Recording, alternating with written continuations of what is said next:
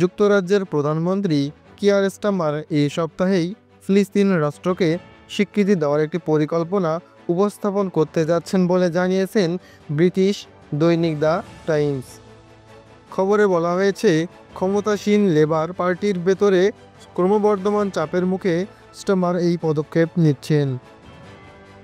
Times জানায়, অন্তত 7 জন মন্ত্রিসভার সদস্য মন্ত্রীকে চাপ দিচ্ছেন যেন তিনি ফিলিস্তিনকে স্বীকৃতি দিয়ে নির্বাচনী ইস্তেহারের প্রতিশ্রুতি পূরণ করেন।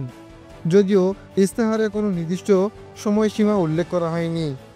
লেবার পার্টি 2024 সালের জুলাইয়ে সাধারণ নির্বাচনে বিজয়ী হয়ে ক্ষমতায় ফেরে এই প্রতিশ্রুতি দিয়েই। টাইমস আরও জানায়, লেবার পার্টির প্রায় 130 জন ব্যাকবেঞ্চ এমপি অর্থাৎ সংসদীয় দলের প্রায় 1/3 ফিলিস্তিন রাষ্ট্রকে স্বীকৃতি চেয়ে দাবি তুলেছে।